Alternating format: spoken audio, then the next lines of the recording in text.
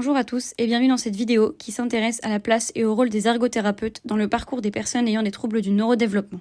Cette vidéo vient en complément de toutes les autres outils déjà disponibles, notamment les vidéos de la CPTS du Haut-Bocage qui s'intéressent au repérage, à l'orientation et à l'accompagnement de ces parcours. Vous pourrez retrouver les différents supports en légende de cette vidéo.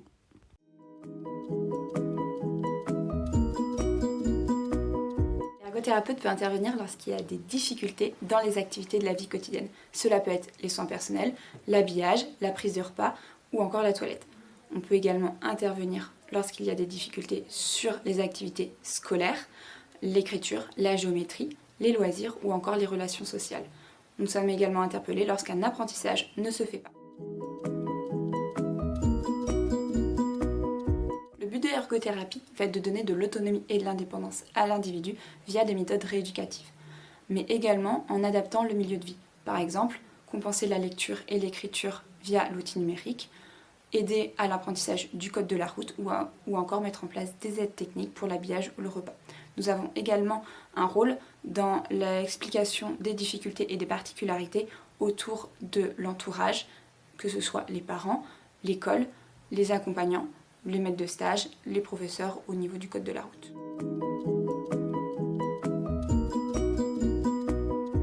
Un bilan initial est réalisé en début de prise en charge afin de déterminer l'origine des difficultés ainsi que les besoins de la personne.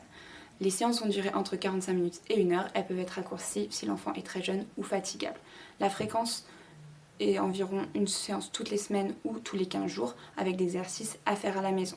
La durée totale de la prise en charge va varier en fonction des objectifs que nous sommes fixés en début de prise en charge. Cela peut aller de 5 séances à des années.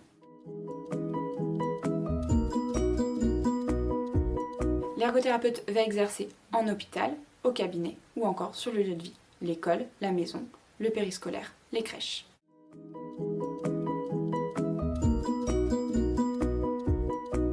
L'ergothérapie n'étant pas conventionnée, c'est le praticien qui va fixer librement ses tarifs. Le coût du bilan s'élève entre 150 et 200 €, les séances entre 40 et 50 en fonction du lieu de prise en charge. L'ergothérapie est prise en charge par l'assurance maladie lorsqu'elle a lieu en milieu hospitalier ou dans des structures spécialisées. La sécurité sociale ne rembourse pas l'ergothérapie. Néanmoins, des financements sont possibles via des complémentaires santé. La MDPH, la PCO, la CPM, donc ce sont les prestations extralégales sous condition de ressources ou encore les fonds sociaux.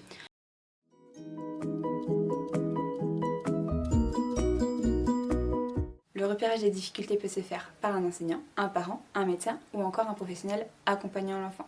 L'adressage se fait via le médecin par une ordonnance.